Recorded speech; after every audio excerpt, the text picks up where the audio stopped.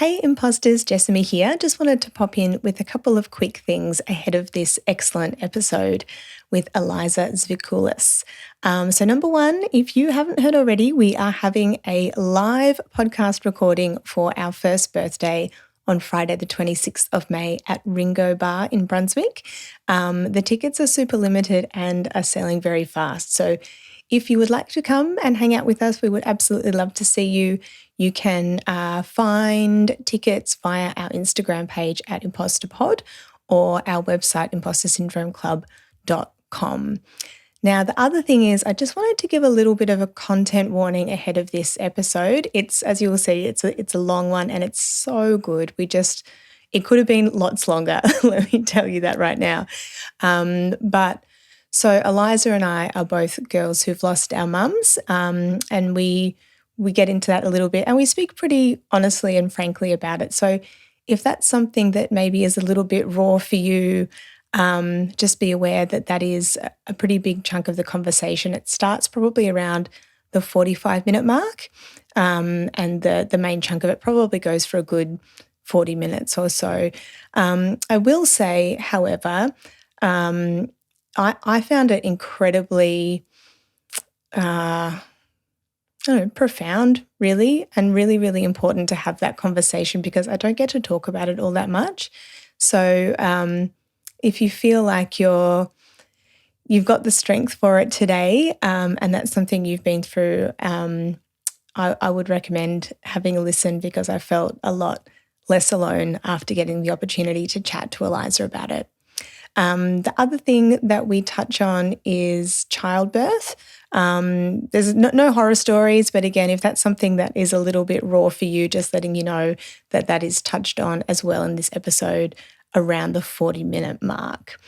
I know that this is making it sound like it's a super dark and depressing episode. It's not. There's lots of lulls. And look, even in that big conversation about grief, there's lots of bright moments, and grief is weird and strange and uncomfortable and so different for everyone that I really valued the opportunity to talk about it, and I hope this maybe inspires you guys to talk about it a bit more too.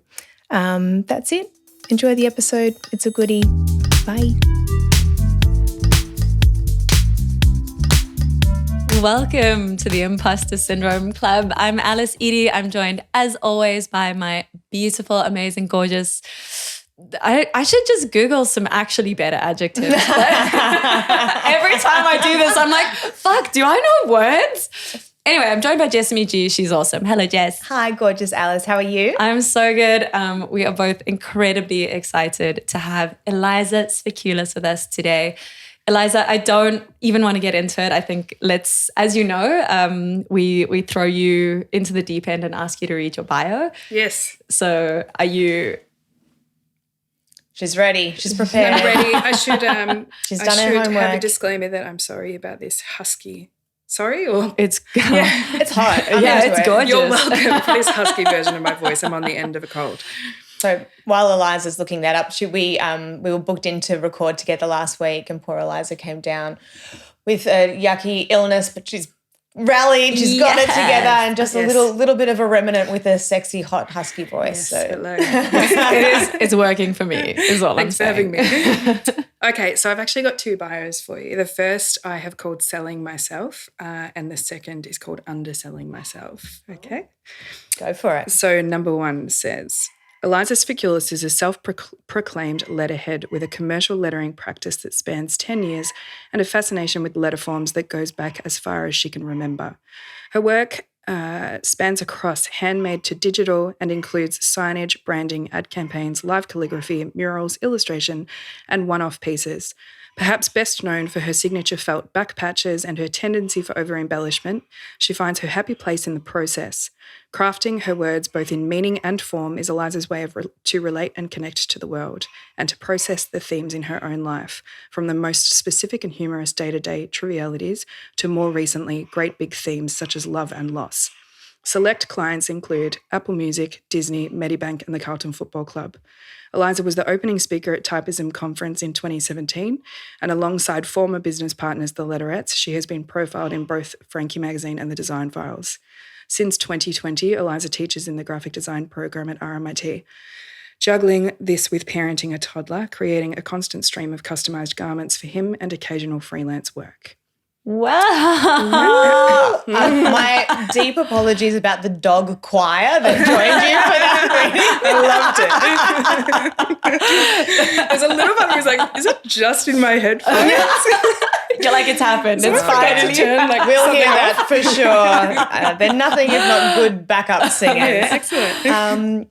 Wow. So that's the selling myself. Yeah. Can I can I put a pin in this? Oops. And I've known you for a few years now. And just hearing your bio again, I was like, I know you're cool, but like you're really fucking cool. Eliza, your work is so good. Oh, thanks. And like that list of, you've just done so many cool things. And I remember I knew your lettering work long before we met in person. Yeah. I think even before I'd moved to Melbourne, and it was just like, Oh, that's nice. you've been one of those people that I kind of really, really looked up to in terms of typography and hand lettering. And Thanks, mate. yeah, just hearing that, I was like, oh shit.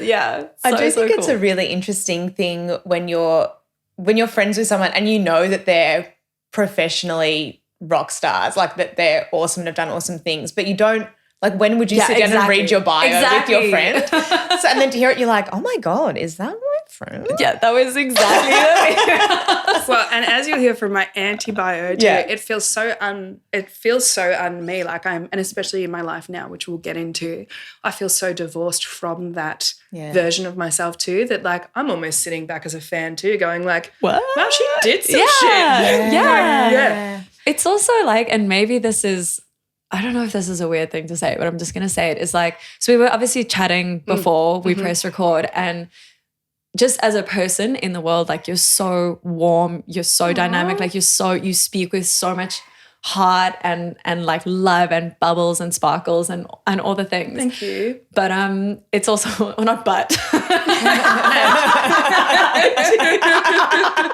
But you're a bitch. But you can be a really nasty piece of work, and this is when I'm going to tell you about it.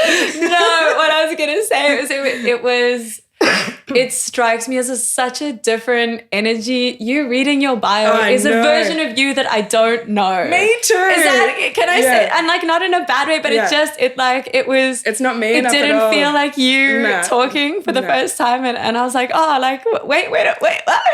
Yeah, absolutely. I couldn't agree more. Did it feel like that? My whole career feels like that. Yeah, that it doesn't feel. Oh, with the exception of, although I wouldn't call this a career. Maybe it's just like it's my interest. But with the exception of work that I have been creating in the last couple of years, just on my iPad at home and posting out to my Instagram with really earnest captions. Not that I ever wasn't earnest. I was always earnest, but with sort of more heart on my sleeve captions. I think because the content is now more heart on my sleeve too, with the exception of that work that really just feels like exactly what I'm feeling and putting it out there.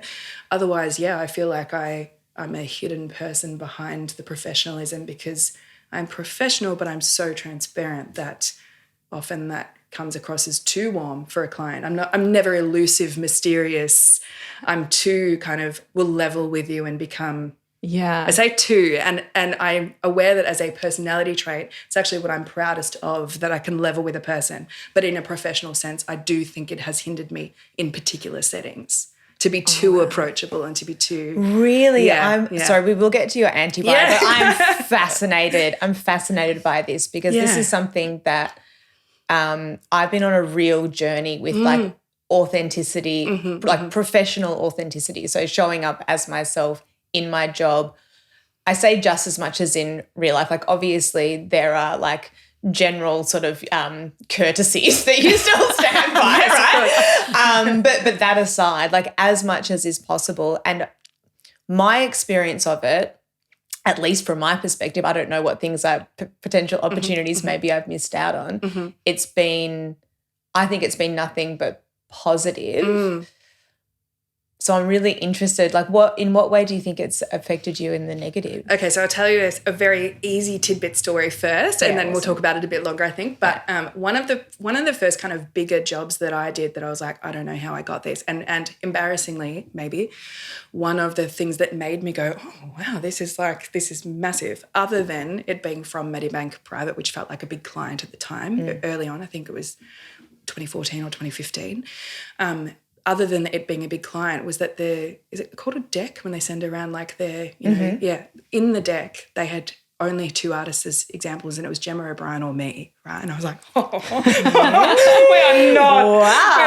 will we ever be on the same level, but I'll take that. If I was the only other artist that you thought of that was, and there was no kind of like slide of like who we want, who we might end up with, but it was the first one that I was like, oh wow, this is massive. Wow. And I could even tell in that job too that, although no, I say in retrospect, I can tell now that in that job, the job was was supposed to be a massive greeting card that was situated inside their city-based offices. It's this huge, incredible building, and it had like a slogan in the centre of it with the Medibank branding, and then it was a whole bunch of messages from clients, customers, of appreciation to Medibank. And I was going to be there over a few days in a row to letter all of those phrases of gratitude for Medibank into that card. So it was as much performance art as it was as art. And it was live work, but it wasn't the typical live work that I then went on to do, where I deal with individual customers and whatever. So it was, a bit of a performance. And when I got there, as often is the case with these jobs, whoever had come up with this great idea within Medibank had, imagined it be this incredibly large, larger than life greeting card with me on a ladder and like very much, like artist in pose, have a look at this spectacle. But it turned out to be a big canvas on a piece of perspex on the floor, just in a corner of the building. So that's fine. I'm not dissing that. I just mean to say that maybe the environment itself as well gave me a bit more comfort to feel like I was just kind of in the corner doing my own thing. People were semi-interested, but it was less about the actual performance itself and more about what the final product would be as opposed to the original idea. And they were going to find a way to like frame the canvas and put it up somewhere. So I get, as I do, especially over the days working there, by like day 3, 4, I'm getting quite comfortable with the main point of contact, speaking with them on the level that I would anyone else, and sort of forgetting that I am this incredible artist that's there to perform for them. Yeah.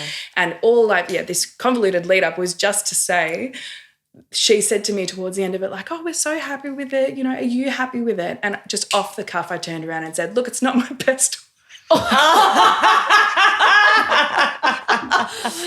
not my best work, it's but, fine. It's okay or whatever, right? And I just mean to say I am so unfiltered as a human that, and also such a perfectionist too, although I call myself to my students a reformed perfectionist because I've really worked at that. But by instinct was so caught up on that it wasn't my best work that kind of I will go to a fault before I go to an overall experience, or I just don't think. I just say exactly how it is. I'm with you. And I felt so comfortable with her by day 3 in that environment that I didn't think that she's not your mate. She's not asking you on a personal level. Yeah. Hey, do you reckon you've done a good enough job for this job? She's the client. Yeah. You're supposed to say, oh, absolutely. I think it fulfills the brief and I'm very happy with it. So glad it's been beneficial to you. And then make a call to a friend later and be like, not my best work. Yeah. And by the way, the work was great. Like I would actually still show that work now, how many years, 7 years later, 8 years later, which I can't say for a lot of my 8-year-old work. So it wasn't my best work, but it was damn good enough for that job. Absolutely. Yeah. And that's in a sense what they are paying for. And this took me ages to work out as well, because I think as creatives, particularly as women, we're conditioned and brought up to be so self-effacing.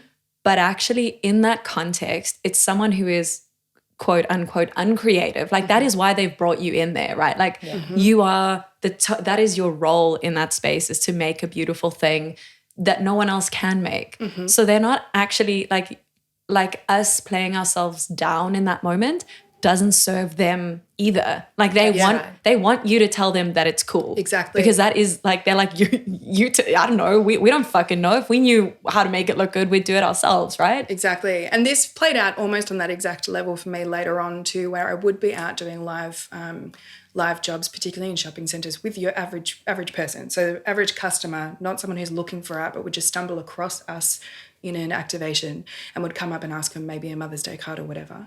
And often, totally well-meaning public would look at what I'm doing on the spot, doing, on the spot Happy Mother's Day in calligraphy with a brush pen.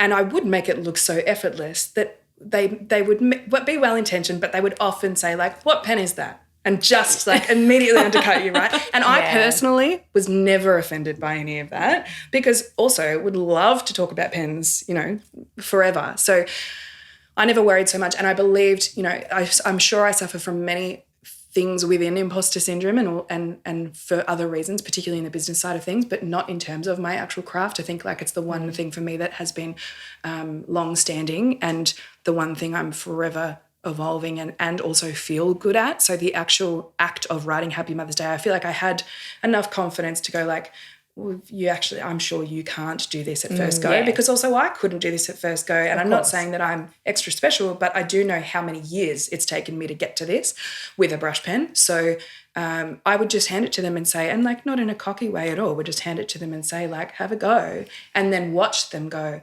oh, okay. Yeah, I see what this is now. And let that be a like, but also like allow it to be both a realization for them, but also allow it to be an encouraging moment of like, I used to write like that too. It was only 4 years ago. And if you care as much about nerdy stuff like this as I do, whatever your version of nerd is, but if this is exciting you, go buy one. They're available everywhere and give it a go. You might be, as good as this in a few years. Yeah. So, it played out in that way. I guess I mean to say that I do care so much about sharing my craft, about being like I care so much about being accessible in general, but particularly as a teacher as well, because I had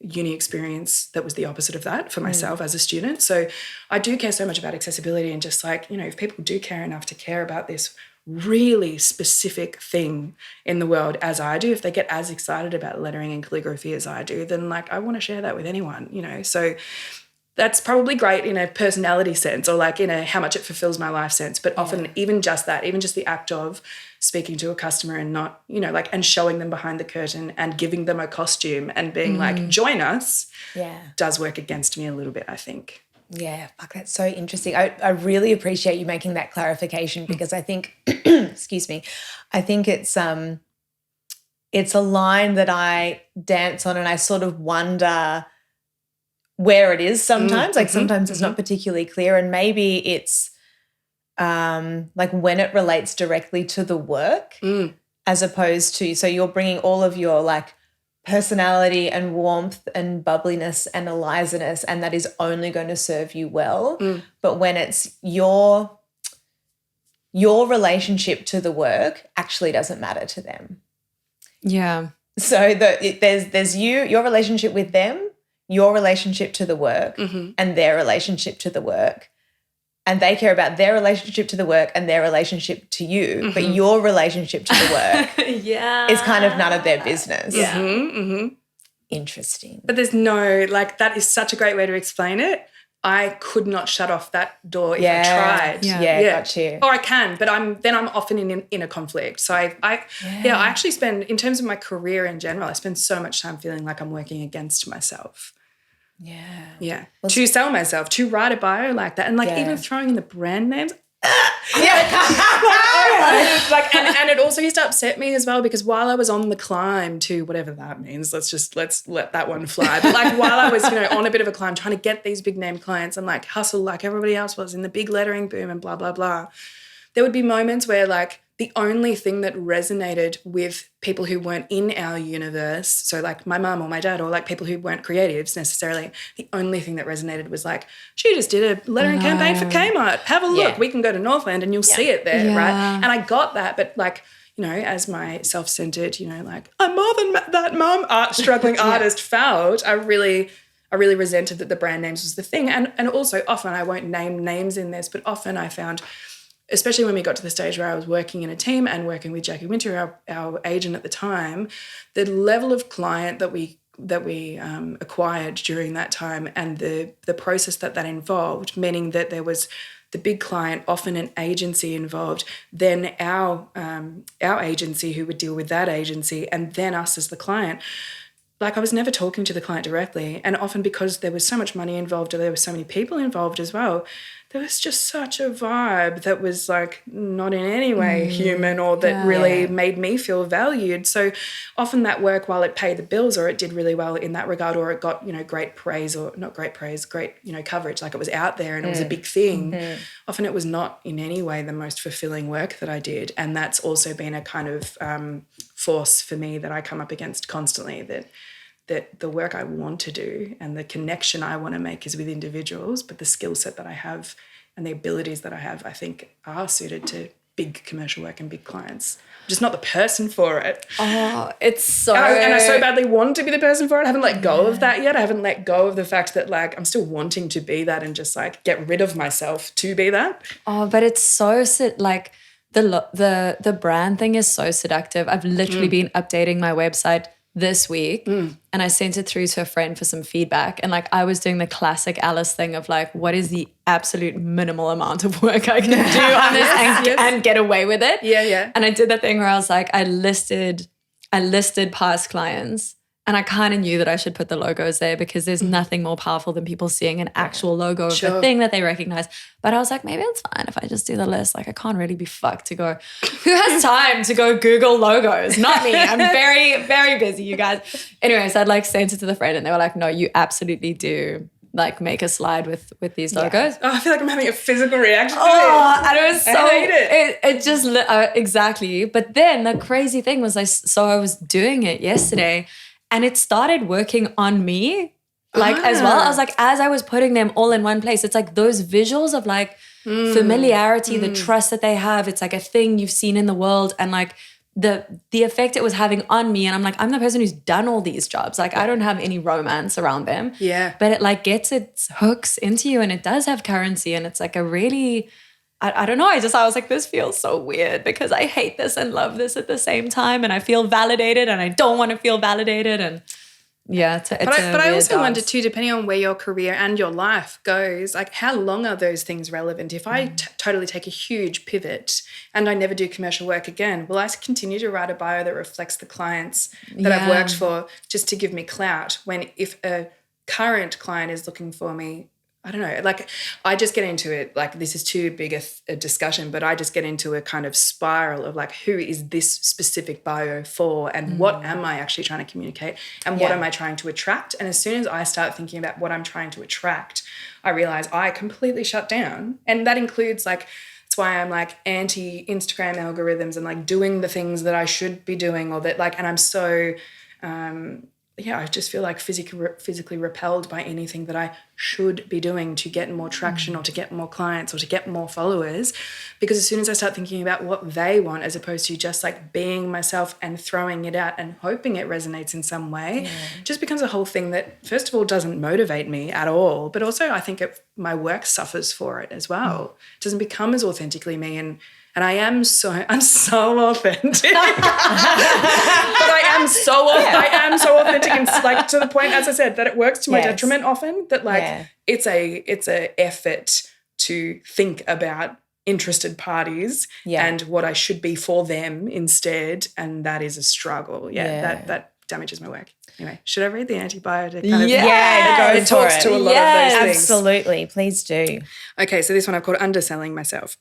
You will find no portfolio website for Eliza Svikulis, a task that has spent so long undone on the to-do list, it has basically become a fixture of her personality.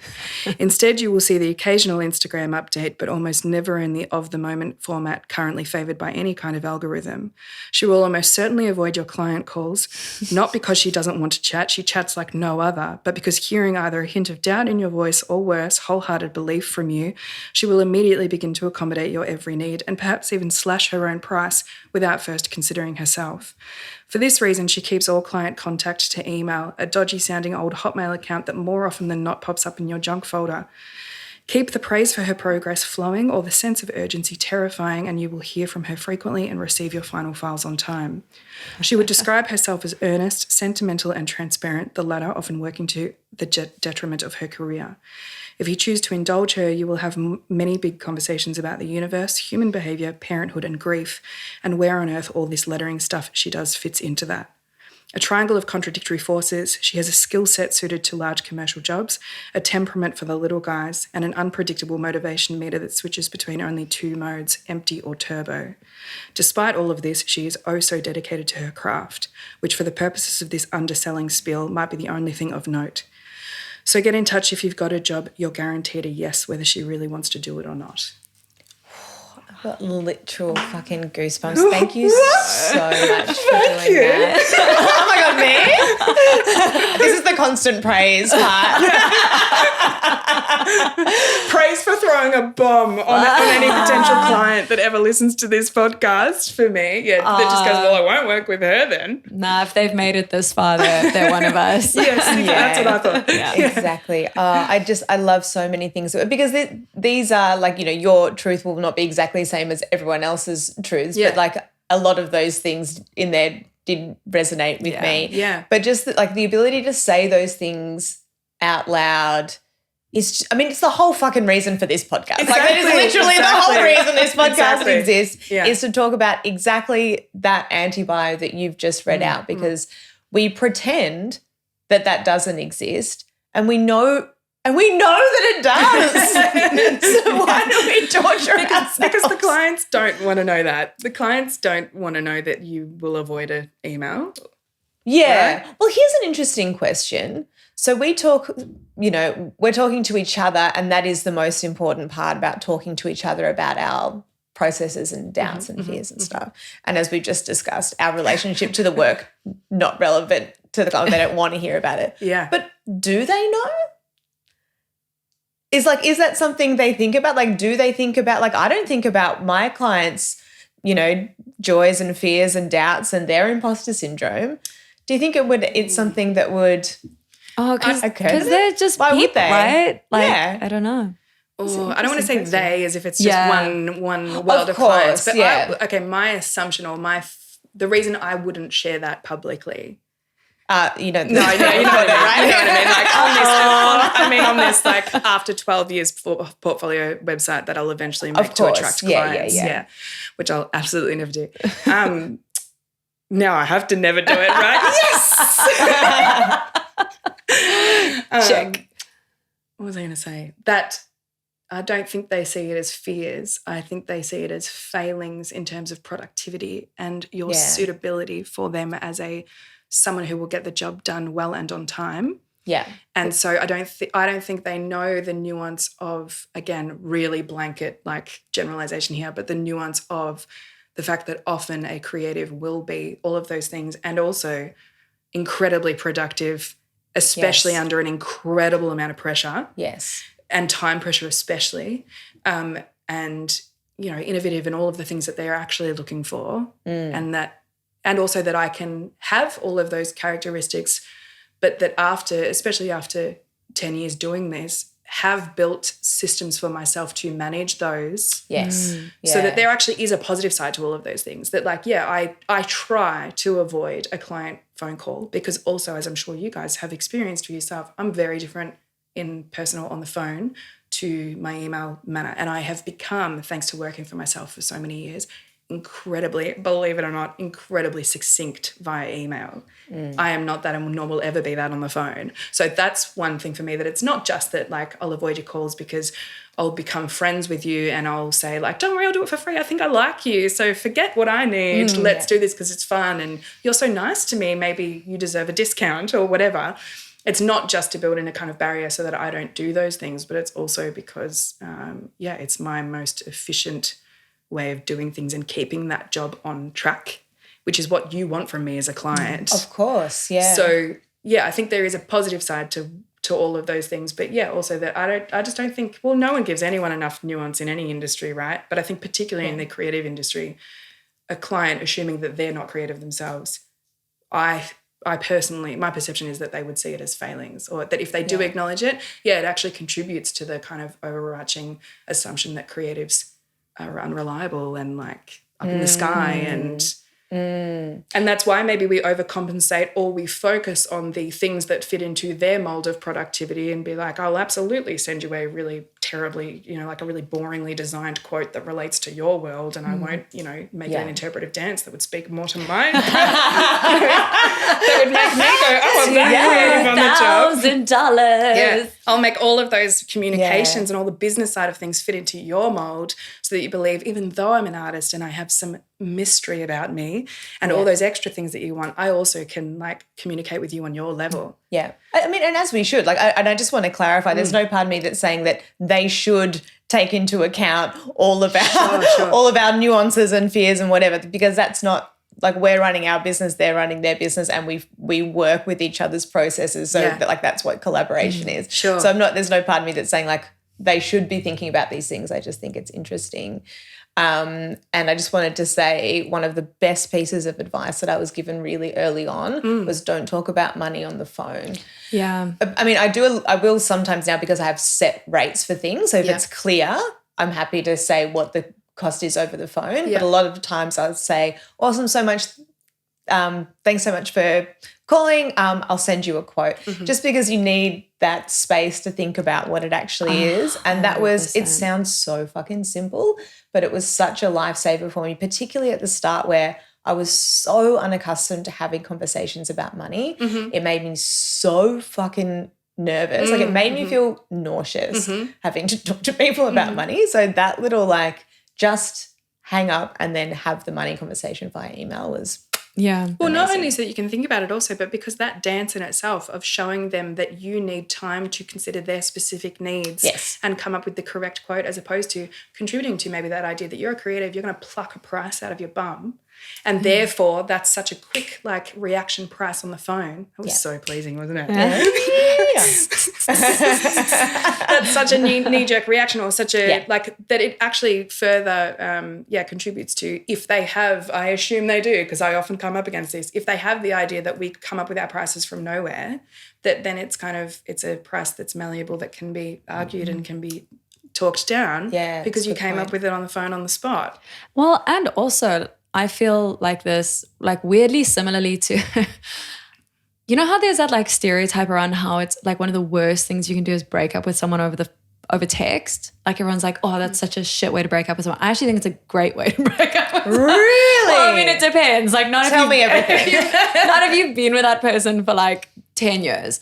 But I think that there's something, or maybe that's too extreme an example, but the point I'm getting at is that you also, in communicating something in writing, it's not only about it being you, it makes it quote unquote easier for you, or it's you copping out. You are also giving them space to receive that information and take the time that they need to process it, because often their first response, their knee-jerk reaction might not be where they want to land on it. But if you've had that conversation over the phone, you haven't given them the opportunity to catch up with their own thoughts. So it's like, maybe you mention a number on the phone and that's shocking to them. It's not what they were expecting. You know, who the fuck knows what their expectations were. But like, they might just need a hot minute to sit down and just be like, whoa, that feels like a lot. Okay, but wait a second. She said it was going to take 10 hours at this hourly rate. That's similar to my, actually, now that I think about it, that's totally fine. But if that happens in real time on the phone and their response is negative, it's almost like they can feel anchored to that response. Like often we do that thing where we respond a bit to something and then we need to double down into that opinion. And I think like the same also with breaking up with someone, or like giving someone a difficult piece of feedback. Doing it via email or text gives them the space to have their first response, like, fuck you, and then slow down, then think about it, then be like, okay, you've got some points there, so that when you do have the conversation, you've both had the time and space you need to process it. Yeah. And also not just dropping a figure, right? Because even just dropping a figure, whether you do it by email or phone, is kind of a drop in the ocean, you know, like a random piece of that they can't measure against anything, especially if they're not in the creative world. But although I say that not in the creative world, I don't know what you're charging either. Like even within the creative world, I don't have a kind of meter of like what the average is or how long's a piece of string, blah, blah, blah, right? And also this is something that is absolutely wild to me. I also thought this might feel like a tangent, but I know you welcome tangents. Oh, yeah. But just repricing and like having your own standard that I guess you assume going into this, or I assumed going into this, that like my standards would grow and my experience would grow, and having had more clients and bigger contracts, especially with that experience, would make me kind of consolidate all of that information so that even if I did take a step away from my career, as I have with COVID and grief and motherhood, with all of that, if I took a step back, that any time I then had the odd freelance job, as I now do, I would bring all that information and all that confidence to, like, once I've reached a certain point, I am that person, right? I embody that. I know that information. I'm going to bring that price. But the thing that has absolutely blown my mind, and it shouldn't, because it's really basic, but like I didn't ever consider that my confidence in pricing and my confidence in dealing with clients would actually reflect like my confidence of the time. And that like now that my life has changed so much, I've been beaten down in many ways throughout the last couple of years, but also I'm out of touch with the creative industry. I'm not doing as many jobs anymore. I don't have studio mates to bounce ideas off. I have a toddler to bounce ideas off. He's like, He's great. He's like, you've got this, man. He's absolutely not. He's like adorable. He's doing all the normal toddler things, but often not him, but the life will damage your confidence actually. Or I have found this motherhood life, the hormones and the isolation has very much damaged my confidence. That, yeah, how that translates into work is that actually I feel like the feelings that come up in me and often the way that I will be dealing with a client are really similar to what they were when I first started out before I had this career. Wow. Like I'm kind of going, oh, you want me? Oh, okay, I appreciate that so much. And like, oh, wow. How much would be my lowest price? And I feel myself doing that and going like, why am I doing that? Yeah. I'm supposed to be this, like person who's established and has had all these clients. But yeah, I'm realizing it's relative to the moment as well. And I know how shit is that, because then it's like you could be back to that moment at any time, but I really am. Yeah. And I'm at least I'm aware of it. So I'm trying to fight against that. And I think, as you said, Alice, like with the portfolio stuff, looking at logos and like realizing it actually has an effect on yourself. I think at the moment I do not have the physical time to. I am pretty much full-time parenting as well as working at RMIT. But besides, like if I did have the time to really kind of work on my own individual freelance career again, I think I would maybe use some of those mechanisms and like look back at some of my original quotes and really revisit my work and like intentionally do that as an exercise to immerse myself in, and hopefully I can soak up some of that confidence again, but also the knowledge as well. Yeah, because otherwise, like, what have I built any of that for? So to that and building on that, like, firstly, like, fucking thank you for just being you and being so open. Like, it's just like my heart just feels so open, and I think it's so beautiful the way you let us and anyone listening in on that. And yeah, thank goodness, because I don't feel like I have control over it at all. And as I was saying to you earlier, like if I do try to control it, then if anything, I'm in inner turmoil if I'm not entirely transparent. And it feels like, I feel like it's your superpower. Like, I think that it's like, you're a fucking incredible letterer, but it's like that was not the reason we asked you to be here. And I think that's what's so interesting with your bio and then your anti-bio is like, I've firstly seen your work. It's incredible. That's how I got to know you. And then we were lucky enough to share studio space briefly, kind of mid-COVID for not even a year, like, I don't know, 8 months or something. And I just remember. And was I very, very early pregnant? Like, and having a full-on catastrophe about like, how will this work? Yeah, that was exactly that moment. And yeah, it was like the world was in COVID chaos. Yeah. You were going through grief. You were going through discovering that you were going to become a mum. I was just on the cusp of a divorce. Like, it was a time. But I think like what was so striking to me, and I was speaking to Jess about it this morning, is the way. Is like your work is amazing, but that is like a very sort of small piece about what I think is amazing about you. And it's like the way that you connect with people, the way you share, the way you're, I think it's remarkable and really beautiful. So I think I could record this. I can revisit this pep talk later. But yeah. And I mean, that comes through. It's like, to link with the work thing, it comes through in your work, and it's not even your client work. But I remember being continually struck by how often you used your creativity and your time to like gift your friends. Like you were that person in the studio, you'd be working on client work, but you always had like 3 fucking jobs at a time that were like, it's this mate's birthday and you're making her a card. It's like this person's wedding and you're making a sign for them. You were like continually using your skills just to love people. And that's like, I think it's a part of creativity we forget, right? Like that's why I think why we all started. I think it's like anyone who makes stuff started off as a kid, you're like, oh, I can make these things and it makes the people around me happy or it like brings joy. So all of that long preamble to kind of like link to like, so where are you now? And like, how are you feeling not only about work, but maybe as like a jumping off point about like life and change and this like new moment? Honestly, thank you for all of that. First of all, I love you too. Where I'm at the moment is very much, as I'm sure it is for many people in Melbourne, or anywhere, sorry, not even just in Melbourne, very much just like household survival, right? So I am working on the clock. I'm working 2 days a week for RMIT. And so that's teaching in the graphic design department. They're 2 different subjects related to type, one that's like hand type and one that's InDesign type. I love InDesign so much. No time for that on this podcast, but I enjoy teaching it. So yeah, both sides of type, I guess, for the first years in graphic design there. So that's great. Well, it's great for some things, not great for others. Stay on task. So yeah, I'm doing that. I am therefore, as is with any teaching role, trying to fit in a lot of prep and marking work outside of those hours. And Miro is my child. Miro is in daycare for only the hours that I'm physically teaching.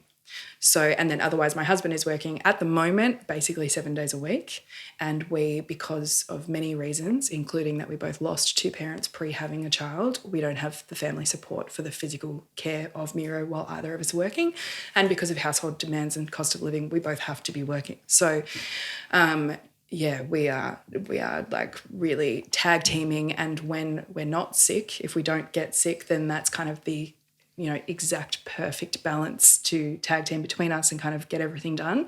But when one of us is sick, as I have been in the last week or so, as well as Miro, and then he can't go to daycare or I can't go to work or whatever it is, it all sort of falls apart a bit. So in answer to your question, like that's sort of exactly where we're at the moment.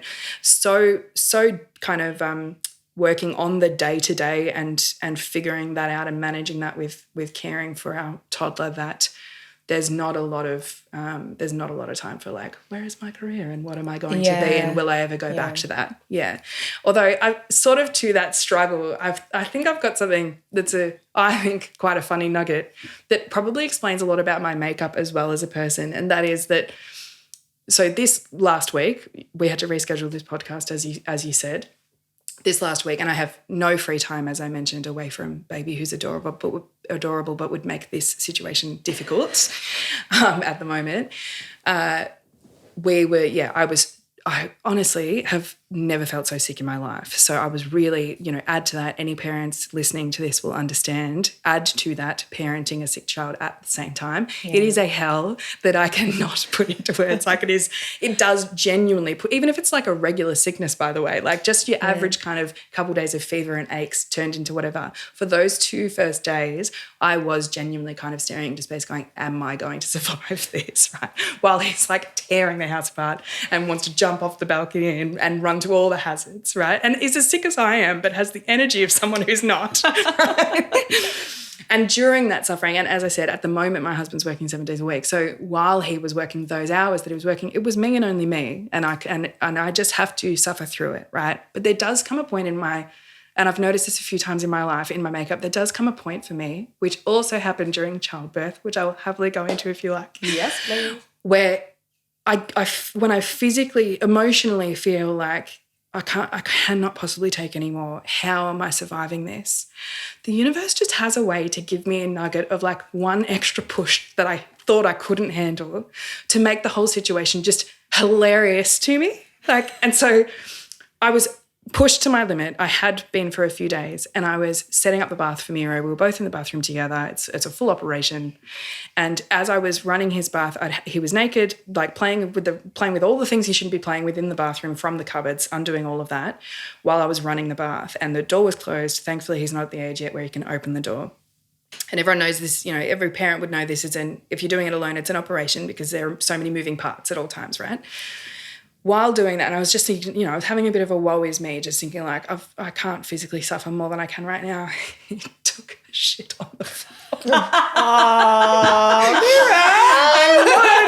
Not only did he take a shit on the bathroom floor, he stepped on it, trampled it through the bath mat and all around the bathroom. Now, let me say, I don't ever blame toddler for toddler behaviour. That's entirely normal toddler behaviour. And as I mentioned to a friend yesterday, shit on the tiles is much better than shit on the carpet. Yes, right? yes. So it's so... What a sentence. So, right. Make that my little pull quote, please.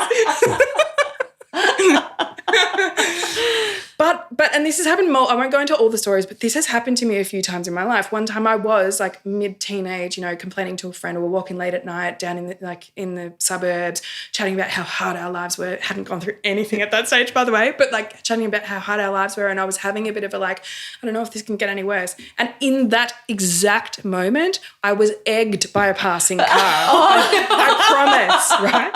And so I mentioned to her yesterday, both between that and the shit on the bathroom floor with Miro, I was like, there's just something about the universe where like any time I really do go, oh, how much more can I take? It's like the universe gives me a smack of perspective to be like, you can handle lots more. And you've been through lots more than this. All this is shit on the floor with the bath running. Like you've literally got all the tools in the bathroom that you need to clean this up. It's all good. It's like you thought what you thought was rock bottom is like a false bottom, and there's like a whole other bottom underneath rock bottom.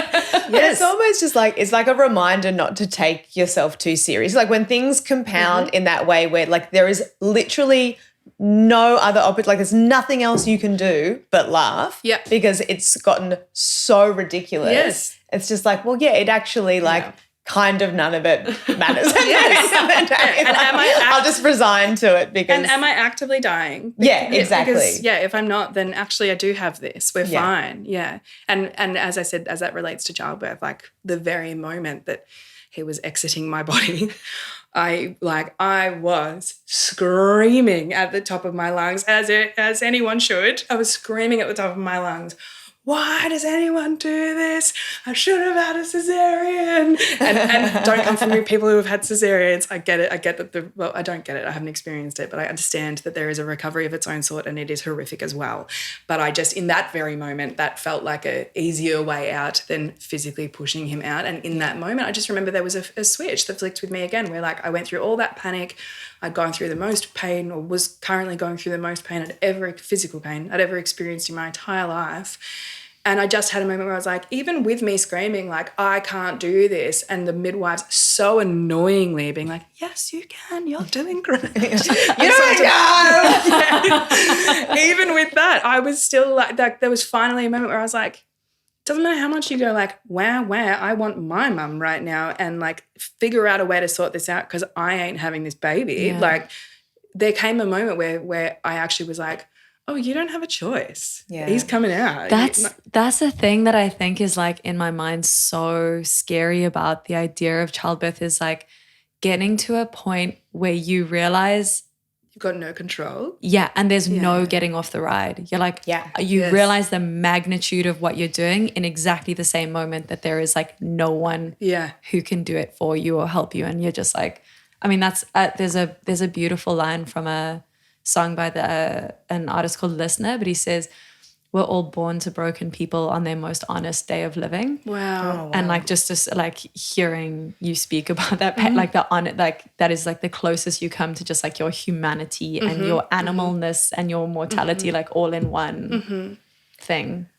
I wanted to ask you, Eliza, to be honest, like from a mainly selfish place because it's relevant to me, and you don't often get the opportunities to have these conversations. So you and I are both part of the shittest club in the world, which is the Dead Mum Club, and I'm so sorry to hear that you lost your mum. And you mentioned sort of as a kind of side note there, when you're talking about having both and saying, oh, well, I want my mum too. Yeah.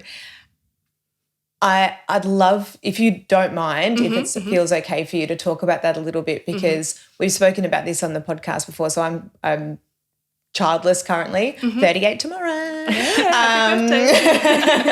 Just going to slide that in wherever I can, even like Gifts, right in the middle of a dead mum chat. I'm like, but it's my birthday. Well, it was her birthday too, right? So she's in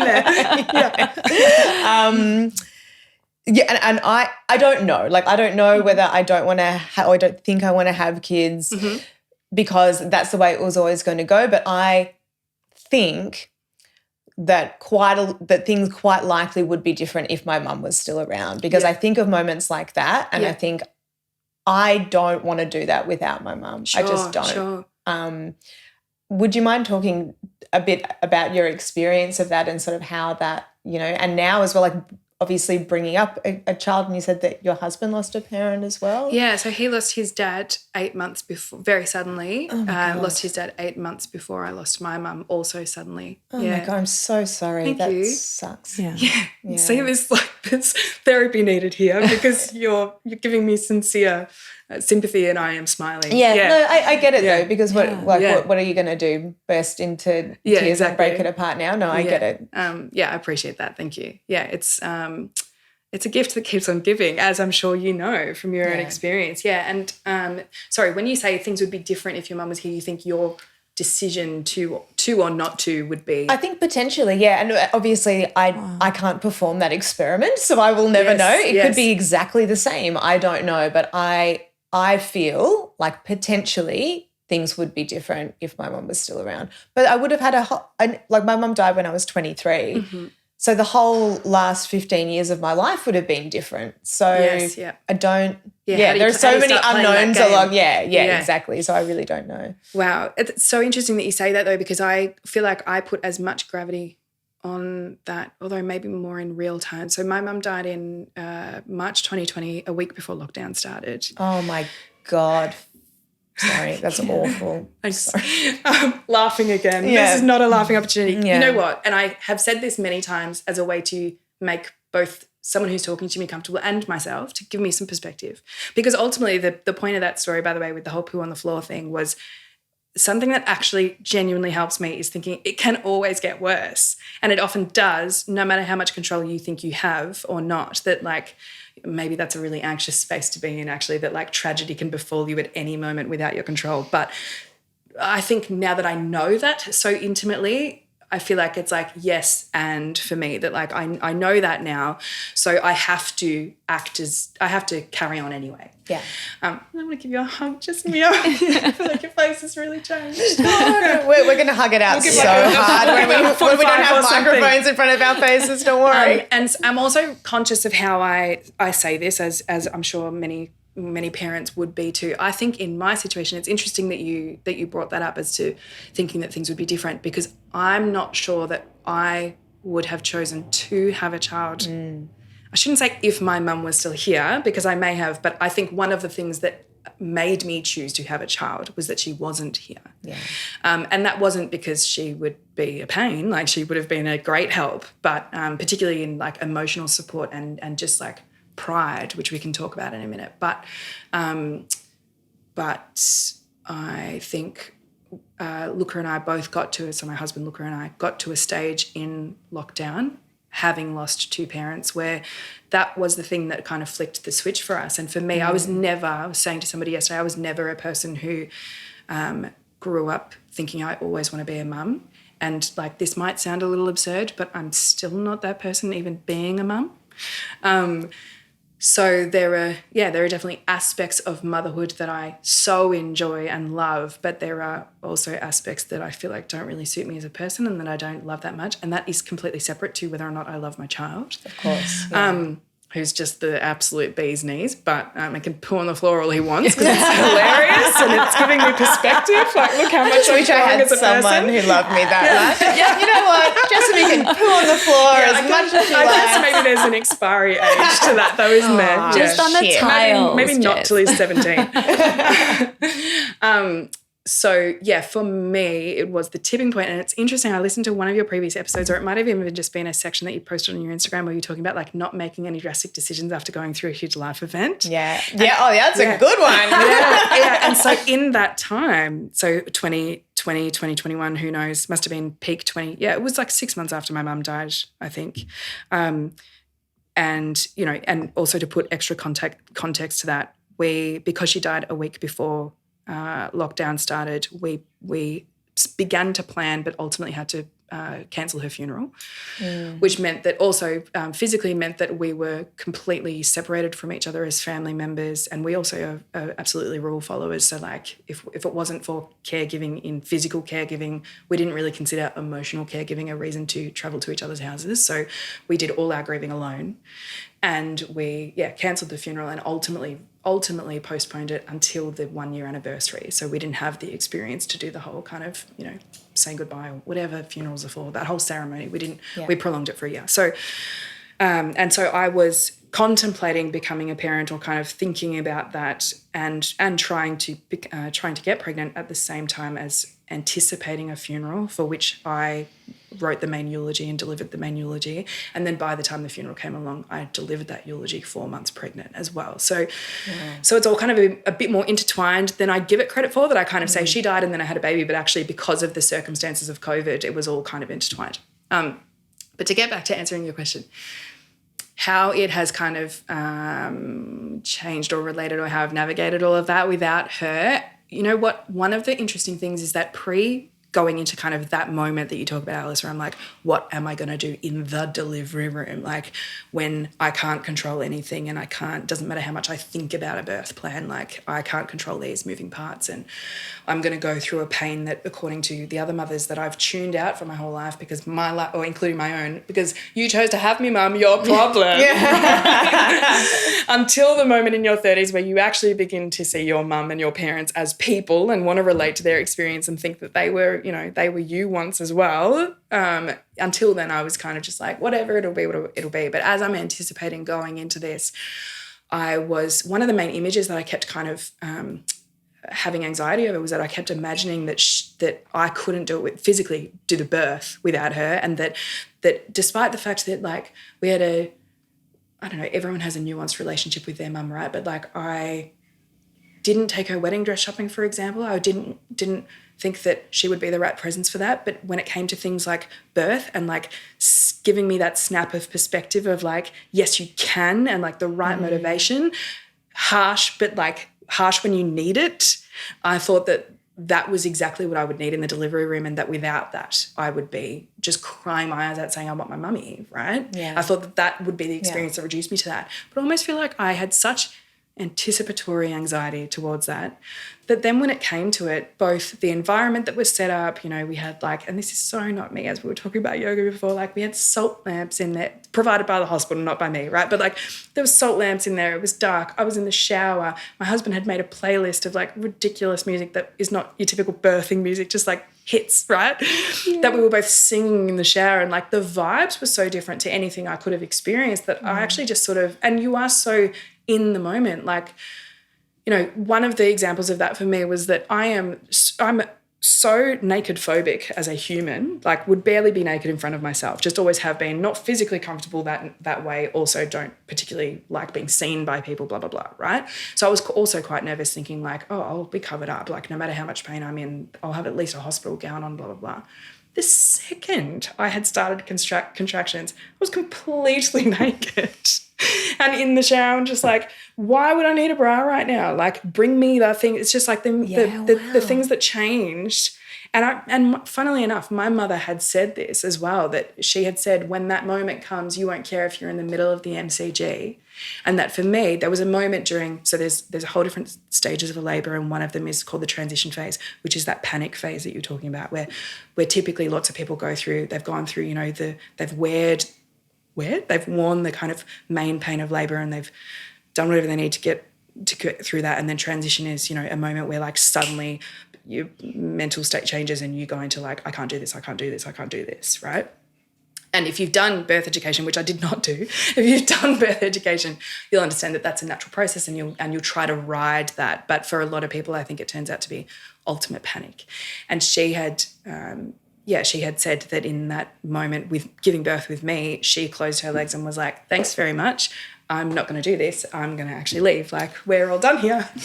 No, thank you. And I was her second child too. So she'd been through it, but just in that phase, she was like, no, nah. this actually isn't happening. You know what? No. Just kidding. I'm going to reabsorb this baby. Yeah. But yeah, she had mentioned that, it wouldn't matter where you were and whatever. And there was in that transition phase for me, in my ultimate panic, I just feel like your brain is kind of so devoted to only the necessary things, which is like physically keeping you alive and surviving that labour and getting the baby out safely or whatever. Like it's just, it's so only the essential things that there was no space in my brain for like, and how do I look right now? Yeah. Even with like how entrenched my prudishness is about my nakedness. Like even with that, I was just like, why would you try to hand me a hospital gown right now? I was actually quite annoyed. Anyway, that is not at all the question. The question was, the point of that part of that story relating to my mum was that I think I had such anticipatory nerves about how I would do that bit specifically without her that actually when it came to it, that wasn't, if I'm honest, the time that I thought of her. I was so kind of in the, biologically in the zone, even though I was shouting and screaming and saying, why does anyone do this? I was so in that moment and connected to my husband who was, never had a hand squeezed as hard as that and operating something called a TENS machine with like fearful precision to not get it wrong with helping with my pain relief. That they actually, I would like to think ultimately if I believed in spirits that she may have been in the room or whatever. But I just mean to say so often in this journey, and I don't know if you feel this way too just with your life so far, that or since your mum passed, that like the things that you think are going to hit actually don't necessarily hit, and that actually for me weeks later in the baby room on my own, in the moments where I thought like, oh, I don't actually have any idea what I'm doing, as everybody goes through, but those, 3 a.m. haven't slept in days and days and days, never dealt with such sleep deprivation as this, going, I don't know what I'm doing. And I'm not even sure that she'd necessarily tell me something comforting, but just knowing that there's no one to, feeling that emptiness of like, there is no one to help. And the only person that you want, or that I wanted in that moment, was specifically my mother, because I'm now mothering. And then I guess on top of that, so for me, there's those moments where I don't know what I'm doing and I kind of want a little pep talk. But for me also, and I guess this depends on your relationship with your mum too, but for me there's also moments, or the strongest ones for me, because she was such a kind of proud and stoic and often hard person at times. The moments for me are like, when Miro went to his first daycare orientation and was like, we had to leave him there for a couple of hours and walk away, see how he integrated with the other kids and with the educators. We came back to see how he was doing, and we just before we walked in the door, we peeked in the window and he was sitting, and like prior to this, he's not socialised basically with any children because he's a COVID baby and we're doing the right thing and blah, blah, blah, right? So he was sitting on like a reading chair on his own with all the other kids who were used to that program, who suddenly got this novelty new baby in the room, right? Standing around his chair, like fawning over him like he's some kind of king. one of them patting his head and like just like looking at him like kiss his hand, like you are the answer, right? Like just and he was loving the attention, right? And particularly at that age, he was actually couldn't even tell you how old he was, just after 1, I think.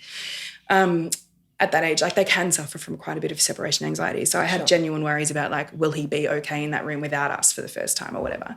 He could not have been more all right, to the point where I was like, do you even love me? You don't need me at all. You're like, just be 15% less fine. Yes. And for me, it's those moments where there's a pride piece, and it's interesting. I don't know how to explain this and get through it quickly, but it's like, as a parent, I've noticed I don't see those moments in him, and I neither take credit for it and go like, well, what a great job I've done to set him up as an independent toddler, nor do I kind of look at him and go, well, you're clearly extraordinary as a child. You're above average or whatever. I just go like, on that day, You were a great social baby and you did exactly what I needed to do. Thank goodness. Like, thank you, universe, right? I really don't ascribe any kind of like pride to it necessarily.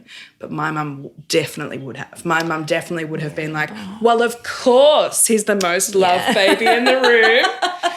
And that's the presence I miss, I think. And for me, like sending photos to, like I'll have to send photos of Miro to 5 friends to even remotely feel the amount of like, oh, look at him that I would had I sent it to my mum. So totally. Yeah, it's a thing that will never like, and this is, I mean, we've not spoken about it on the depths of like baby having, but like when you do something that you're proud of and you can't, like no one else can quite understand it. And so like you do the thing and people go, oh, wow, that's great. And then you're like, no, but I want more stuff to happen now. I want the parade. I want a marching band. Like I want someone else to be able to feel the same amount of, pride, happiness, joy, whatever. Yeah. And a mum can do that. Yeah. In a way that probably no one else can. Yeah, and I don't know if this is universal for others as well or if it's just my mum, but like my mum would always receive it as like, well, obviously I knew that. I'm your mother. I always knew you'd get to these heights. You know what I mean? It's like It's like even if I'm feeling unsure about anything, career or baby, whatever, if I'm feeling unsure. And often in teenage years as well, I didn't find that validating. I was like, okay, well, you knew it. Good on you. I didn't, and I needed a pep talk, mum. Or like, I'd need you to say like, no, you can do it or whatever. It's kind of, sometimes for me it was received almost as a dismissiveness of the fact that I dare doubt myself. Does that make sense? Yeah, absolutely. So I often didn't receive it as support, but now that's the main voice that no one around me has because she had that. And maybe that is why I'm kind of so – I've often considered myself lacking confidence but very self-assured. And I've often felt like I know who I am and what I care about and what my best traits are and like I said about the art too and how that relates to it. I think because I've been doing it since birth and like it has been the thing I've always loved and my nerdy little passion, those kind of core things are so tied to my identity and I'm so proud of them that nothing can really waver those ones, but like all the other external stuff and like and physical appearance and how I deal with people and second guessing what I say later and all the other kind of like everyday stuff, I really struggle with confidence a lot of the time. So, and I've always found that a bit contradictory, but when I think about my mum and her presence and how kind of self-assured she was and how assured she was in her children's success and unsurprised of her children's success, even if maybe personally she was a bit like, oh, I didn't think Eliza had that in that was her strategy. She never communicated it that way. So, those are the two main ways that I found her absence really hard, I think, and also but also like so grateful and so lucky that she was such a presence and that was such a lasting impact on me that like generally speaking, I would know what she would say to pump me up. So that still exists within me as well. And sometimes the physical absence of her, especially when it comes to childcare, like, and it literally comes to an engagement like this where I just need 2 hours away from my baby so that like, and you can sit with him and watch TV the whole time just so that I can step out for a second. Yeah.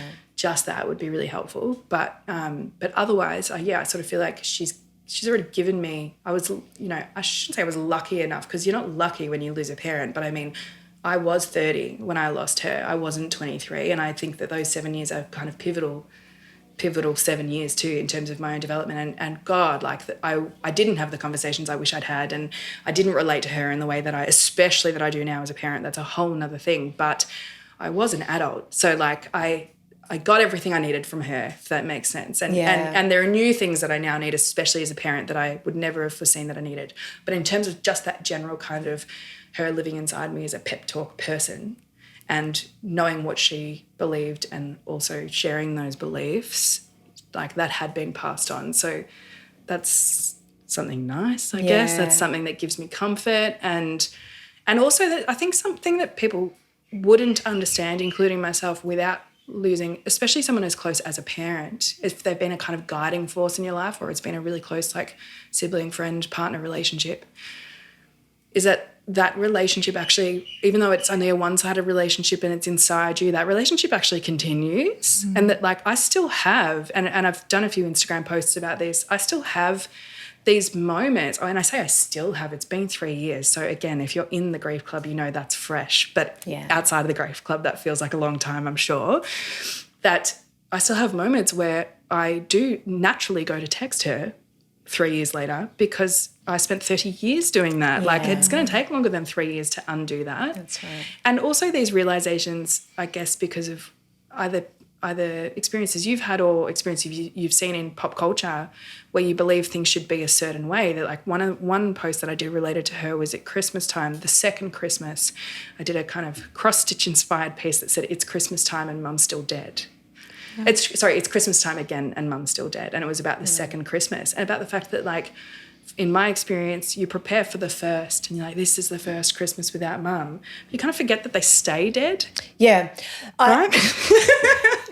We're laughing, but this is the thing. Like, for me, the second year was infinitely worse than the first because the first year is all about, like, I say celebration, but it's like, you're marking the first Mother's Day, the first their birthday, your birthday, Christmas, whatever other things you celebrate. Yes. You're marking those moments. And then the second one, you're like, this is just life now. There's no, like, of course you can, like, you know, try and put in some ritual to mark them in some way on those occasions. But it's, yes, I relate to that so much. Like, there's going to continue to be dead at every Christmas after this. Yes. And I think it's that sort of second, third year for me is where it was absolutely the worst. And you get hit like and this is going to sound so dumb, but the permanence of death doesn't really, because I don't think we as human beings can walk around on the earth really understanding the permanence of our own mortality. Otherwise we would all just, like, jump off cliffs, 100%. Right? We would never do anything. We'd just sit in rooms crying or, like, I don't know, shooting heroin or something. Yeah. So it kind of certainly not lettering. Yeah, right. Drawing pictures and buildings. But it makes sense that we can't then really understand it when we lose someone because we, like, from a logical perspective, you understand it, but you can't know it. You can't know it deeply, or you would kind of cease to exist. So, and because also then, as I'm sure you would have experienced too, immediately after the fact, you do live in a state, especially if it's sudden, I think, you do live in a state, not even if it's sudden, like in general, it's something you can't comprehend, losing someone so close to you. You do live in such a state of panic that then you literally look around you and go, like, you're going to die and you're going to die and you're going to die, and will it be today? And for us, for Luca and I especially, because they happened in such close succession and they were both sudden, we were literally like, oh, you could physically cease to exist tomorrow. Like, and so could I, and so could everyone. And so, that manifests for me. And I've noticed many ways that manifests in my parenting as well. And look, let's argue, I would have done this anyway, but Mira has the most tripped out baby book you've ever seen in your entire life. And I would be lying if I said it wasn't a motivating factor, that there's a part of me that will hopefully evolve out of this. But given how fresh my grief is, there is a part of me that thinks, like, if I die before I should die, whatever that means, but if I die before I should, he's got at least this, that he can hang on to this and see all of the love that I've poured into this book. You're going to make me cry with your I think in terms of, like, I don't know if, I think I've only talked about the hard things of parenting without Mum, but one of the things I thought about a couple of days ago was that the thing I could never have fathomed and that has changed me so fundamentally is just relating to her experience. And so much of that as a mother, right? So, and that is something that I could only, I think, have done really properly, immersing myself in those or mirroring those experiences, doing it myself. So even though there were those moments at like 3 a.m. holding Mira going, like, how am I going to stop this baby crying? I don't know what I'm doing. In that moment, there was also the, like, realization that not only did my mum do this for me, and I was lucky enough that my mum was happy to do it for me. It's not the case for everybody, but my mum did it for 3 girls, and she was 25 when she started. And like, They were barely keeping by. And, you know, I was a middle child. I don't know if she had the luxury of time to lovingly stare at my tiny little hands the way that I do Miro's with everything that he picks up, or just completely fall in love with the way I eat a mandarin the way that I do with Miro.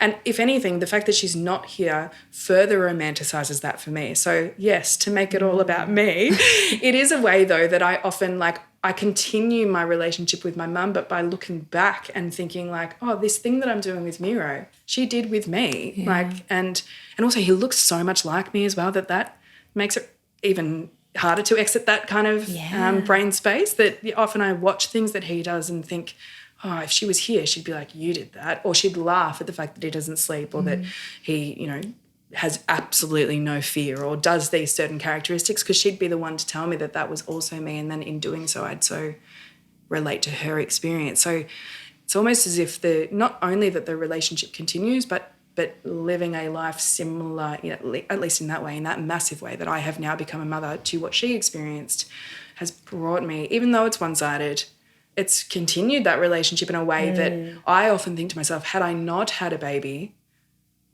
how would I be relating to her right now? Would I still only be thinking about my loss and her physical absence in my life?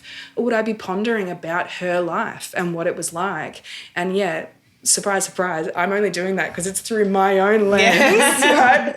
Which is so typical me, but I am on a daily basis thinking of her and what it must have been like for her in the exact stage that I'm at. And I can only imagine how much that's going to continue as we grow and as he grows, and, you know, every school concert that we're at and all of those things and all of those big milestones. But I was going to ask you, Jessamy, when it came to like recognising that they are still dead or that they remain dead, do you still find yourself occasionally, like in my case, I threw the most extravagant first birthday for Miro because I think there was a little part of my brain that went like, but if it's a big enough party, she'll walk through the door. Like, do you find yourself, even in a career sense, being like, but if I do this, maybe not in a conscious way? No, I'm like on the verge of tears here, but I'm good. Sorry. I'm good. No, don't be sorry. It's like, as I said to you earlier, I'm totally fine with crying on a podcast. As long as it doesn't make you guys uncomfortable, I'm cool with it. Yeah. No, I think I related to that more earlier on. Okay. I used to have what was a really horrifying recurring dream that it was all like, that it didn't have, like, oh, I made a mistake. Oh, my goodness. Oopsie.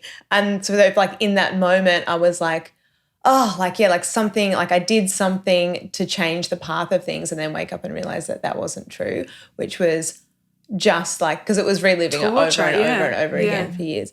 But I think that's sort of a thing, or like, you know, going to call, or like trying to, I don't know, it's a weird, like impress them in some way, like they can see you. I don't know, like are you an angel now? Do they have higher standards? I don't know how it works.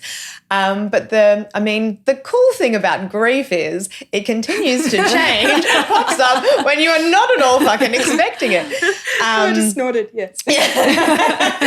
So I think the sort of period that I'm in with it now, and as we know, it's just like, it's not like there's a timeline and this is how it goes. Like, it's just so incredibly don't worry, Eliza, you will get to a point where it doesn't hurt. That's what I'm waiting to hear. Well, you're going to be sorely disappointed. I know. It just changes. So the kind of the heartbreaking part about where I am now is that I actually find it quite difficult to remember her. Yes. So that sort of like, oh, you know, if I throw a big enough party or do a big enough thing, maybe you should walk through the door. She's actually just not, she's not that present in my mind. Yeah. And that breaks my heart. Yeah, of course. Yeah. Anyway, dead mums.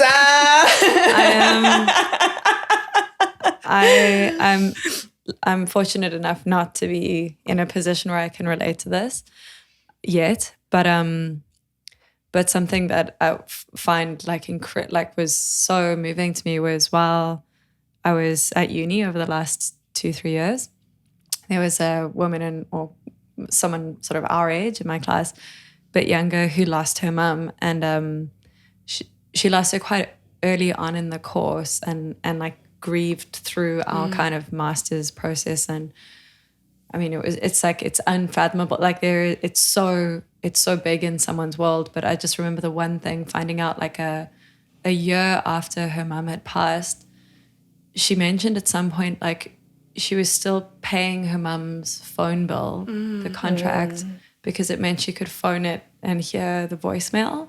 Yeah. And just that like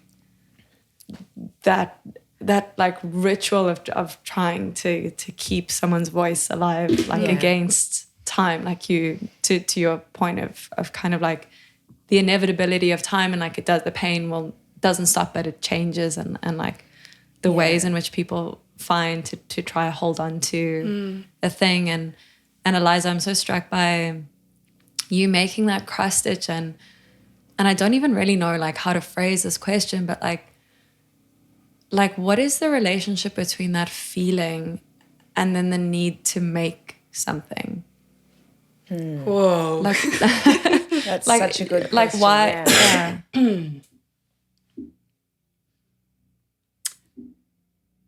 Oh, how do I stay on track? I'm going on so many tangents in my brain. There is no fucking track, Eliza. There is no track. It's a wide open field. Frolic, my love. Oh my God, how much time do we have? All the Doesn't time matter. we need.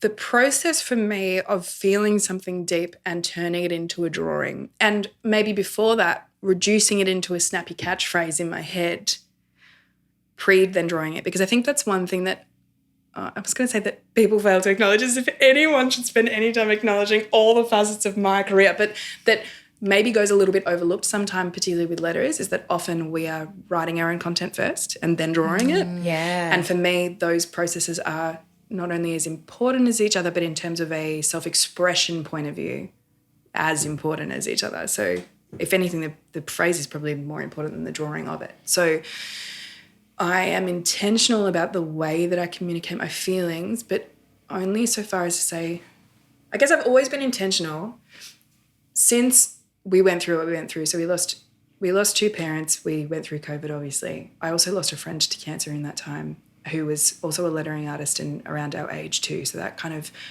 threw a new spanner in the works, and again made me kind of I don't know, just examine the cruelty, like the cruelty of the world in general, but also think about lettering in relation to him and blah blah blah. So and then of course, as I've mentioned, have a baby on top of all of that, and then experience love on a whole new level and relate to them. So a lot of big feelings is what I mean to say, and kind of more feelings than I could package or like work through, like a just an overwhelming ball of like, I'm feeling so much and like I can't condense this, and I don't often, particularly during COVID, like I don't have the people to bounce this off. I'm someone that, especially pre being a parent, I would have like 2 or 3 5-hour phone calls per week with a different friend, and like that was kind of both my form of therapy, but also my way of figuring out what I thought, just by, as you were saying before, Alice, about like externalizing whatever you're thinking to figure it out. So what am I trying to say? I had so many feelings, and then such deep feelings around that time, that the process of needing a outlet, the need for an outlet was so great that turning it into a drawing is a natural process for me, is what I'm trying to say. The struggle for me particularly in this last year of parenting, so I've been parenting for a year and a half, is actually physically finding that time to use that outlet, because I actually, until COVID, didn't realize what a cathartic experience it had been, or what a part of my own therapy or figuring out my thoughts and my feelings it was for me. I kind of had worked so long freelancing and spending so much time, as you said, either commercial work or doing so many projects on the side for family and friends and myself as well, that I didn't make a lot of time for just like figuring out my stuff. And then all of a sudden, kind of all of that commercial work was taken away. All this like huge life stuff happened at that time, and I was literally confined to a room on my own with an iPad. So it's kind of, it's my natural process, but it was like exemplified beyond belief in that time that and it kind of, because it took all the other distractions away and all the other methods to deal with that away, it made me realize just how important that process is for me. Yeah. So that's it. And now that I realize how valuable that is to me and how helpful it has been in that time too, and even like not just doing the drawing and then writing the caption, which are kind of two separate processes, but then sharing that, especially when it's been about mum, when it's been about grief stuff, and something as intentionally, by the way, harshly delivered as it's Christmas time and mum's still dead. Or the most recent one I did was last night I forgot you were dead again. And I intentionally used the word dead. And I'm not trying to shock or provoke or, God forbid, trigger anyone who's been through it. I'm just trying to say it like it actually is. I'm not mincing my words. Like, it hurts. It fucking still hurts, and it will still fucking hurt for many, many years. And we should all know that a little bit more, I think. There is a little piece of like, I hope to educate others, but it's a very small piece, and it's and that's really, I think, only relevant in the specific word choices I make. Otherwise, it is just me being like, I hurt. Someone talk to me. And oh my goodness, the DMs that I have had grief and my perspective on it, just like, I think because I've been in a time where I haven't been worried about wrestling my level of transparency and my level of feelings and my level of thoughts and just how big I can be in all of my thoughts and feelings, because I haven't been trying to kind of shield any part of that in case it gets in the way of client work. It's allowed me to be so much more open and free. And like, I've always been this person. Anyone who knows me has always felt these things and had these thoughts and want to do such kind of such confronting work, I guess. If it's confronting, it's a piece of lettering. But I think in the language I'm using, it can be confronting for sure. I have always wanted to do this confronting a piece of work and have these kinds of conversations. But maybe the lack of client work and the kind of space that the world gave me at that time has allowed me to be fully myself. And podcasts like yours. And like, I would argue that there's generally a wave of people being like, fuck whatever I was pretending. Like I said to you guys when I first arrived, like the fact that I used to enjoy to put makeup on and like wear high heels and like bother to prepare myself for somebody else's, enjoyment as opposed to like choose comfort. Like I think that motherhood exacerbates that, but COVID has on so many levels for people that people are suddenly like, no, I'm never going back to underwire bras. And like, I don't mean it to be all like, feminine bullshit. Like I don't mean it to be makeup and bras, but I just mean in so many different ways, I have kind of gone, no, I'm not going to do that. And I'm not going to bother. And so I do feel myself moving towards, being my true self more than I was. And I've always wanted to be that, but it has, as I said earlier, it has kind of been a force that maybe hasn't been welcomed in the type of jobs that I've had and the type of artists that they're looking for, or that kind of elusive kind of thing that they're looking for. So does that even remotely answer the question? It does, and it also doesn't matter. Yeah. It's just I can listen to you talk for 1,000 years on thank anything. You. I think I just meant to say, like, it's a public visual diary. Yeah. Like it is, and in both the drawing and in the writing, it is my diary. And I think I've always felt wholeheartedly that it's not authentic unless I share it all. And I have always felt a lack of fear around that, and a kind of really, I was saying to my husband last night that I often struggle to figure out where I belong in terms of what job I should be doing and for whom. But the one thing that I've always really felt is that and it's a belief for me, is that I would much rather, and it's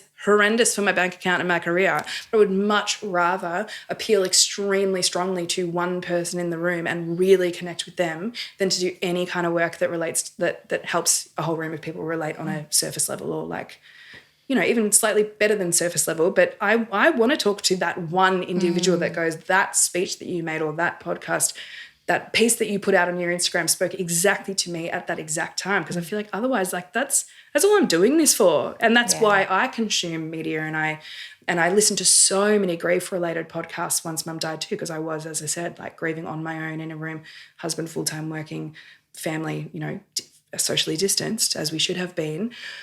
I had alcohol and I had podcasts, like to actually go to reckon with, is this my life? Is she really gone? Yeah. And podcasts helped so much with that, because if you listen to the right stuff, there are people out there. There are always people in our little community, whatever community that is, making content who will speak to your exact experience at any exact time. And like sometimes it takes a while to find, but when you do, like, oh, it's just magic, isn't it? Yeah. Like that's why I do it. Yeah. Because I don't want to speak to the everyman. I don't want the ultimate followers. I don't care if I've got to see, I say this and I'm about to stop myself because personally, I don't care if I don't have the following. I don't care if I've only got one person who really resonates with what I'm doing. That's what I'm doing it for, that one person.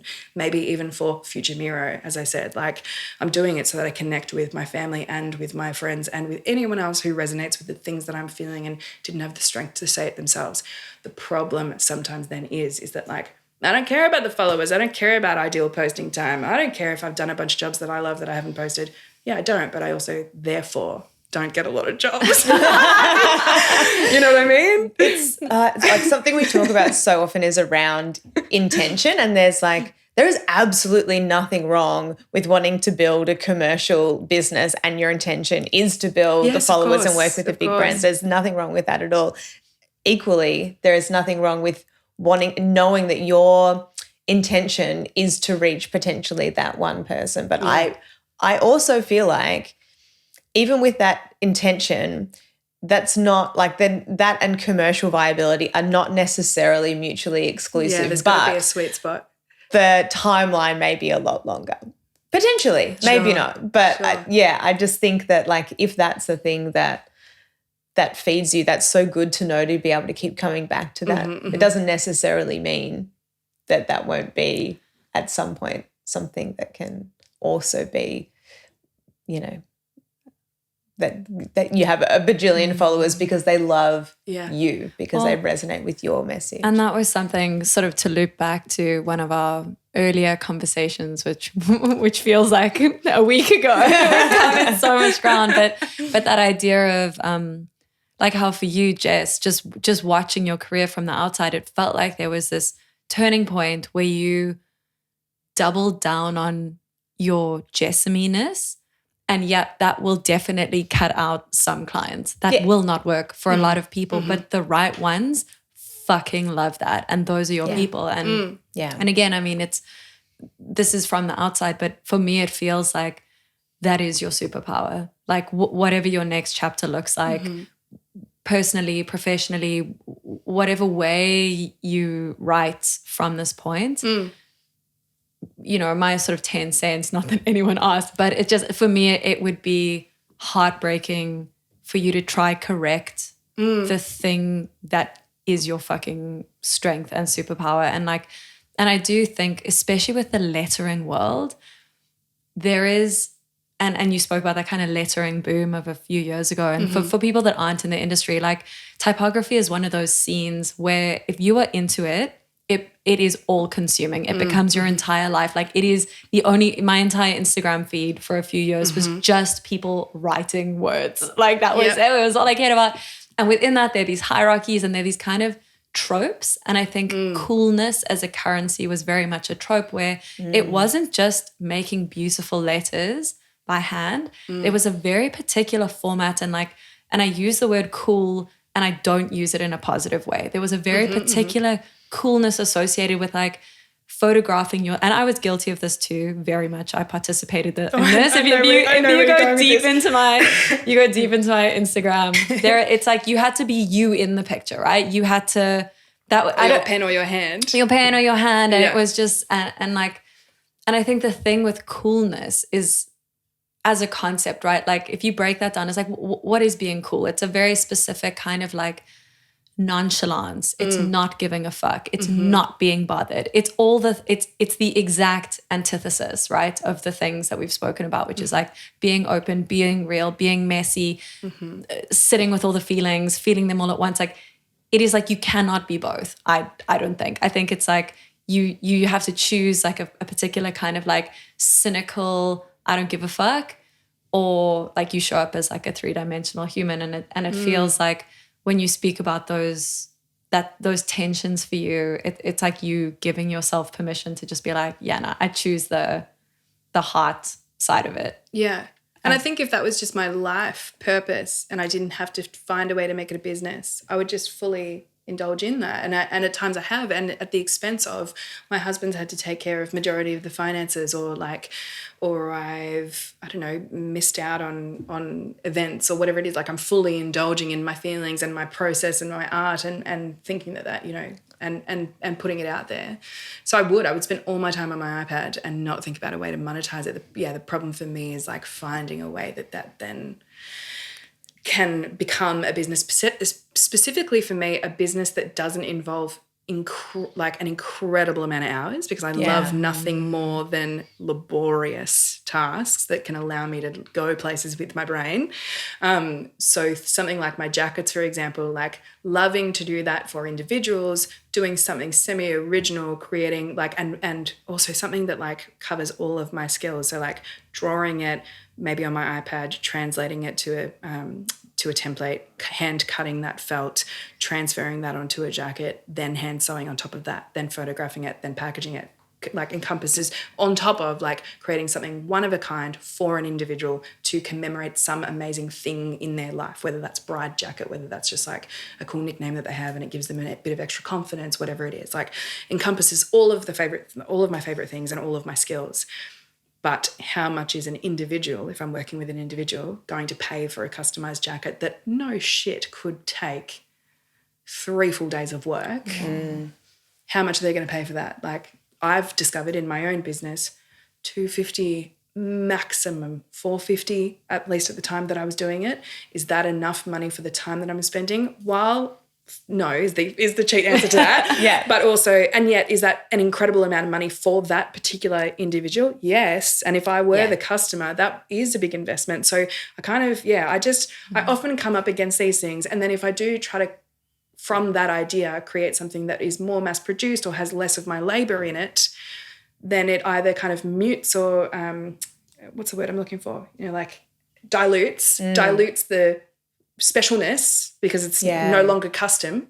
Yeah.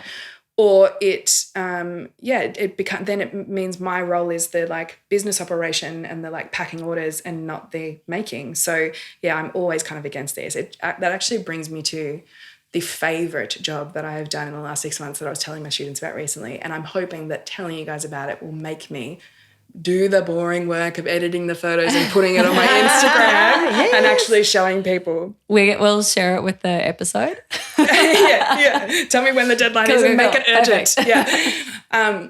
So I have 2 nephews who I have 3 nephews actually, but on one side I have 2 nephews, Lenny and Ziggy. They are 5 and 2. And 5-year-old Lenny the 2 combined families went to my husband's family's beach house in Rosebud a year ago or so.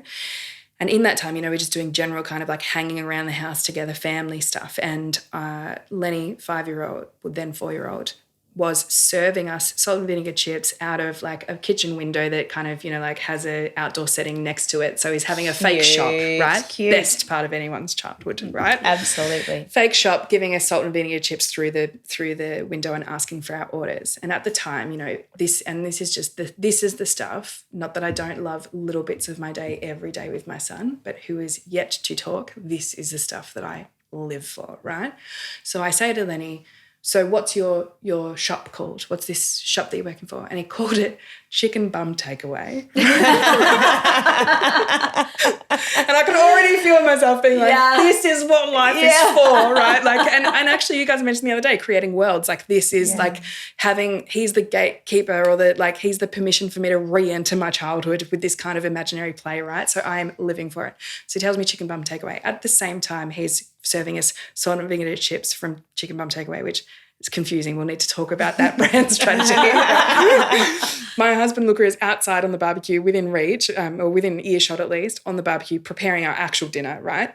And so he then, loves this kind of imaginary play as well. We kind of live for in-jokes and that kind of stuff. He turns around and he says, well, if you're going to be Chicken Bum Takeaway, I'm going to compete and be Duck Bum Barbecue, right? And so then they're riffing off each other and it was this whole thing, right? And so then Christmas came along. So I think this was like March last year, and then so long lead up to Christmas. Christmas came along and I made Lenny and Ziggy, my 2 nephews, service-style teas, like a 1-800 lasagna or like how like a lot of hospitality businesses at the moment are doing kind of their own branding and stuff. I did kind of like a takeaway shirt branded T-shirt, hand-drawn for each of them, one for chicken bum takeaway and one for duck bum barbecue, with their names on the front as if they were employees, right? And like my sister was so overwhelmed by them, loved it so much. She was like, no, they won't wear them. Like I have to keep these. And I'm like, they have to wear them. This is the point. Like this is for the exercise. And next time we're in Rosebud, we're playing chicken bum takeaway and he will serve me my chicken, my salt and vinegar chips again. I think, first of all, the funniest thing about that is that there's every chance that this 4-year-old Lenny has not only like forgotten about this moment in time, but also he's 5 and he'll be like, I don't care about chicken bum takeaway. And like that'll be me heartbroken with his customized shirt that took hours and hours and hours and hours, right?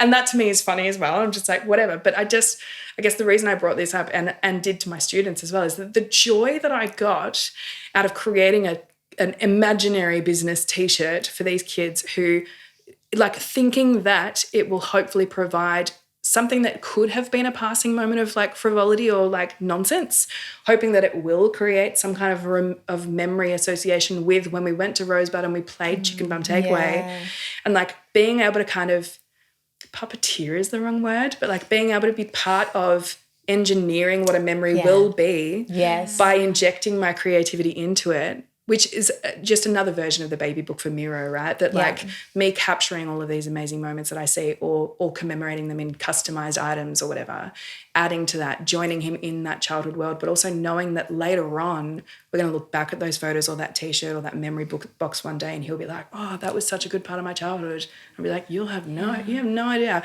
what a good part of my adulthood that was. And like, absolutely. And another point, I guess, for like having kids that there are only select moments of that in my current parenting with my 19-month-old, but I forget that my 19-month-old will also be a 2-year-old, 4-year-old, 17-year-old, and that like I get to bring my creativity to all of those moments. And so, trying to focus on something that like the pure joy that I get from that job, if we can call it that when it's not a job. And the reason it gives such joy being a specific in-joke with a family member only to commemorate our memories, totally not applicable to anyone. Finding a way to marry that with like, okay, but how do I make an actual business? And like stop using all my time to be the memory maker with the creative flair that and as I said before, like I have no real hesitation when it comes to saying like I have skills that I think are suited and I have a brain that is suited to commercial work, but the pull to do chicken bum takeaway instead is so strong. So if you can find that sweet spot for me, then that's the elusive question for me, how to turn that temperament or marry that temperament with the skills that I have to actually make a business that supports me more than having me wish I did a 9-to-5 job, because so far even in my success of all of those brands, I've not found a way for it to accurately support my lifestyle. Well, unfortunately, we're a podcast of questions, not answers, so you're in the wrong place. But, how much do you want a chicken bum takeaway T-shirt? So much, you have no idea. But it's actually just so we've been chatting for a while, so we're sort of at the point where we need to start winding it up. And I was thinking, as you do, like, what are the sort of threads I could pull together here for a nice kind of, and it has just come full circle so beautifully and naturally, because the question I was going to ask you, Eliza, was around how you think about legacy. And you basically just answered that in that beautiful, because I think people who do that for you, whether it's around making them chicken bum takeaway T-shirts, special aunties and uncles that, that sneak you a Werther's original around the corner, or, like whatever these like things are that create worlds, make memories. Yeah. That sort of like, that's the legacy that matters at the end of the day. Yeah.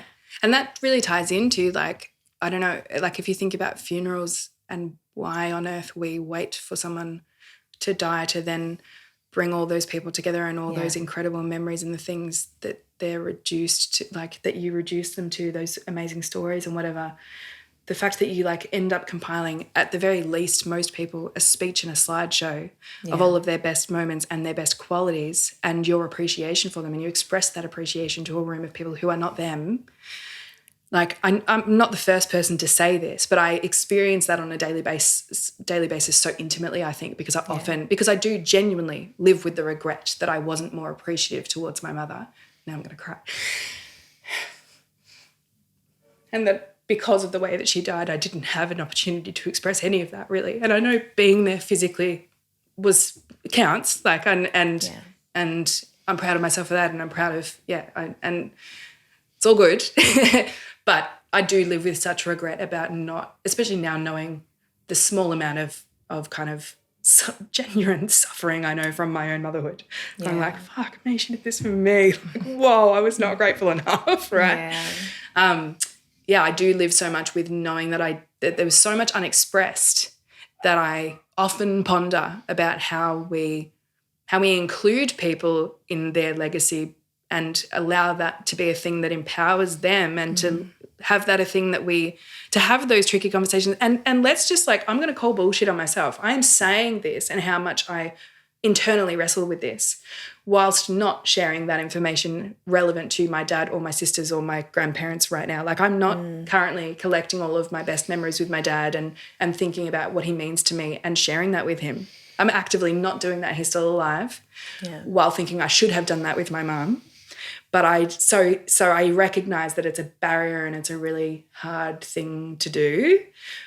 But it's definitely something that I think about, not only the legacy that I'm leaving and whether or not the impact, just the daily impact that I have on people, hoping that I can impart something that will stay with them, but also that I, even on a daily basis, leave them with something that helps them or makes them feel empowered or connected or loved or whatever. I hope that I do give enough of myself that I do that anyway, but also, I actually feel quite overwhelmed by my desire to collect as many memories as possible and somehow archive those, whether they are a photo book or they're a T-shirt or they are like an important message or, I often, maybe because of relatively recently still going through that, I live in a space where I'm kind of, it's more of a, I don't know, is it a friendly anxiety? Like, it's a daily desire to go like, it's a daily panic to be like, are you getting enough of Mira's upbringing? And yet I still do that with the full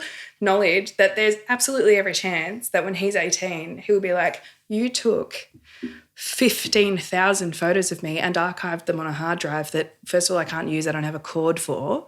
You took 15,000 photos of me from 0 to like 1 month old. What would you like me to do with this, Mum? Like, right? And like, they're actually doing too much of this kind of like preserving his whole identity could actually be harmful or have the opposite effect that I would like it to have.